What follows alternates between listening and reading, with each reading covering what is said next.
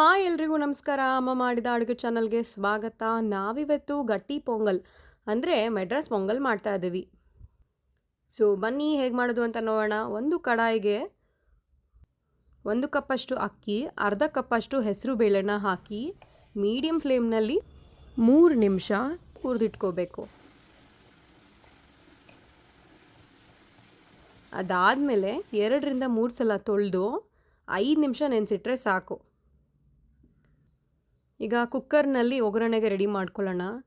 ಮೊದಲಿಗೆ ಒಗ್ಗರಣೆಗೆ ಬೇಕಾಗಿರೋಷ್ಟು ತುಪ್ಪ,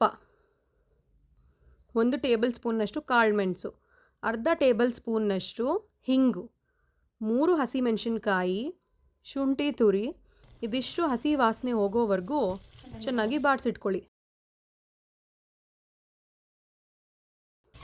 ಅದಾದಮೇಲೆ ತೊಳೆದಿಟ್ಟಿರೋ ಅಕ್ಕಿ ಹಾಕ್ಕೊಳ್ಳಿ.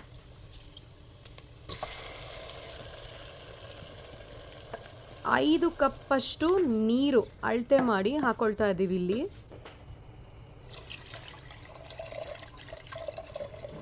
ಉಪ್ಪು ಅರ್ಧ ಟೇಬಲ್ ಸ್ಪೂನ್ ಹಾಕ್ಕೊಳ್ತಾ ಇದ್ದೀವಿ, ಮತ್ತೆ ಬೇಕಿದ್ರೆ ಹಾಕೋಬೋದು.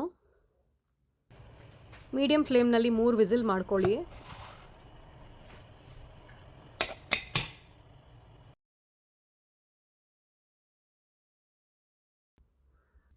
ಪ್ರೆಷರ್ ಎಲ್ಲ ರಿಲೀಸ್ ಆದಮೇಲೆ ಓಪನ್ ಮಾಡಿ ಎಷ್ಟು ನೀಟಾಗಿದೆ ಗೊತ್ತಾ.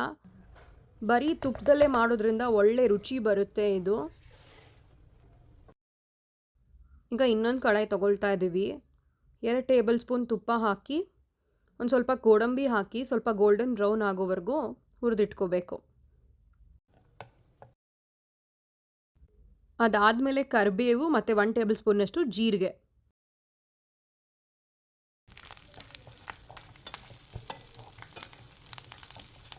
ಇದಾಗಿದ ತಕ್ಷಣ ರೆಡಿ ಇರೋ ಕುಕ್ಕರ್ನಲ್ಲಿ ಇರ್ತಕ್ಕಂಥ ರೈಸ್ ಜೊತೆಗೆ ಮಿಕ್ಸ್ ಮಾಡಿಕೊಂಡು ಒಂದು 2 ಸ್ಪೂನ್ ಬಿಸಿನೀರಿದ್ರೆ ಹಾಕೊಳ್ಳಿ. ಉಪ್ಪು ಸ್ವಲ್ಪ ಕಮ್ಮಿ ಅನಿಸ್ತು, ಅದಕ್ಕೆ 1/4 ಟೇಬಲ್ ಸ್ಪೂನ್ ಸಾಲ್ಟನ್ನು ಇವಾಗ ಹಾಕ್ಕೊಂಡ್ವಿ. ಒಂದು ಹದದಲ್ಲಿ ಇದನ್ನು ತಿರುಗಿಸ್ಕೊಳ್ಳಿ. ಬಿಸಿ ಇರುವಾಗಲೇ ತಿಂದು ನೋಡಿ. ಅದ್ಭುತ ಹಾಗೂ ಬಹಳನೇ ರುಚಿಕರವಾದ ಮಡ್ರಾಸ್ ಪೊಂಗಲ್ ಯಾವ ಹೋಟೆಲ್ನಲ್ಲೂ ಇರದಂತಹ ಟೇಸ್ಟು ಈಗ ನಿಮ್ಮ ಮನೆಯಲ್ಲಿ ಸವಿಯಲು ಸಿದ್ಧ. ಗ್ರೀನ್ ಚಟ್ನಿ ಜೊತೆ ತಿಂತಾ ಇದ್ದರೆ ನೀವು ಖಂಡಿತವಾಗ್ಲೂ ಮತ್ತೆ ಮತ್ತೆ ಈ ರೆಸಿಪಿನ ಟ್ರೈ ಮಾಡ್ತೀರಾ.